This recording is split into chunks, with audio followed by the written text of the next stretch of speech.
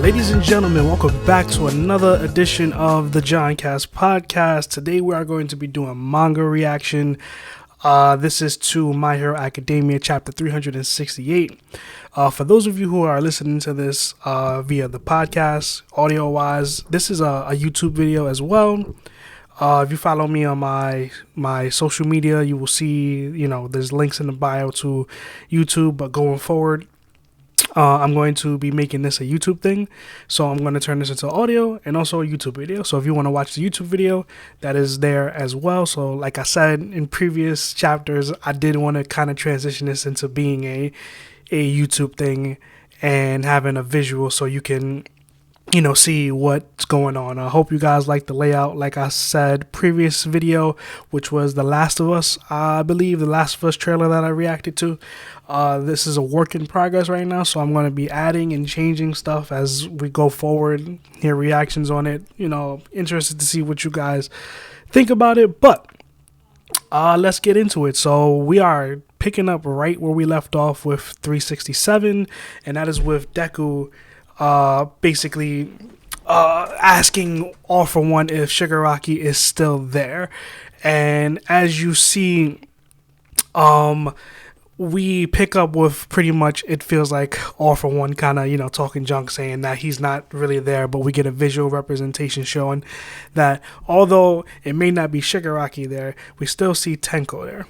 Tenko as in being his real name, Tenko Shimura. So at some point, I kind of feel this is going to manifest somehow, some way.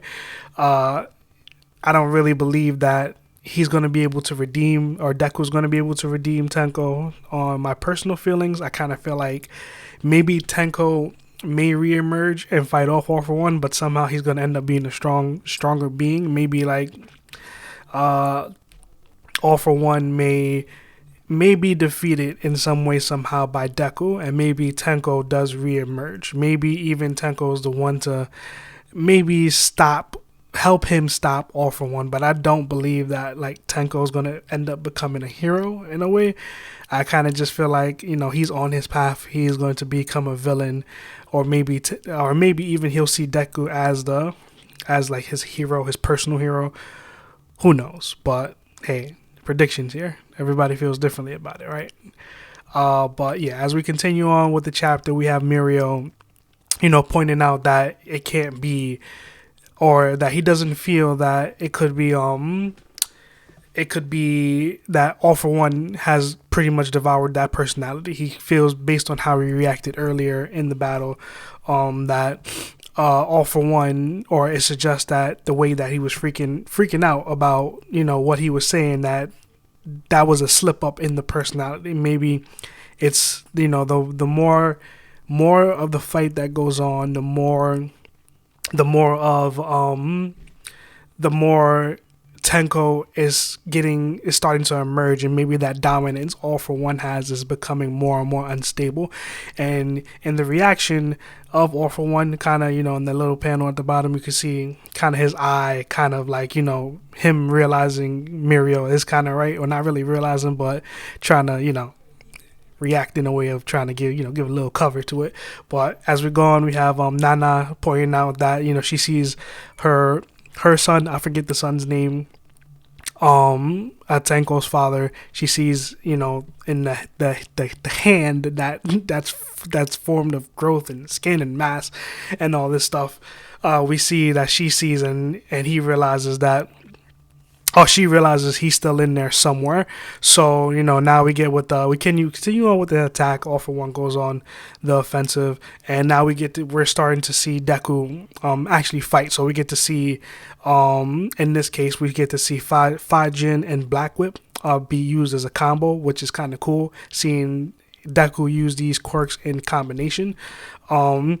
Especially since we do know, at least in the last chapter, All For One mentioned that he is stronger now than he was then. But we also have the addition of the new quirk, which I'm just going to skip a few panels and go to the start of that. We see the second user starts to, he tells Deku that we need to end the battle within 5 minutes, or at this point, or we lose the war pretty much. So we go on, and then that's when Deku kind of gets in the pose, and then he goes the second transmission. Now, I myself personally am a little bit confused, a little bit, because I'm not sure what the quirk is actually called.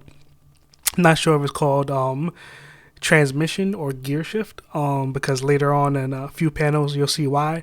But basically, from my reading and understanding of the chapter, he basically he can change the speed of either himself or the person he's fighting. So we go forward, and then we get this panel which says second gear, third gear, top gear. Now, for me personally, don't know if or maybe I'm read a little bit too hard into it, but this string of panels kind of reminds me of if you remember early in the series when All Might was fighting the Nomu, and when he delivered that first Detroit Smash. This kind of looks like the same exact pose going on here as he's delivering it. So we go to the next panel, and you see he gets shot up into the air, and Mirio is pointing out that he doesn't. The sounds of him actually hitting, all for one Shigaraki, whatever we call him. I say this every chapter, whatever we call him. But so it kind of feels like that's a slight confirmation that Deku is at least speeding him up faster than the speed of sound. So as he's punching all for one, and he shoots him into the sky, we kind of get the Deku reappears behind him, and then, like I said before, we see that the second is saying that the quirk is different than it was before, and as we know, with it being stored with an all for one, is more powerful than it was when he initially used it. So we get to gear shift overdrive, and we have all for one's brother comes up and basically saying that this is the day that we're going to defeat you, and Midoriya and losing train of thought. Midoriya is saying that, the brother is saying that this is like 120% version of All for One. So we got a end of it of him. Basically, I would think that this is a lot of force. Let me change this to a full page. But with the force of him being punch into the sky, and if he's going as fast as we think you're going, now you got to think that he's being shot up, and Deku coming around the other side and basically punching him right back. So that's all the force of him coming up, and then the Detroit Smash back down.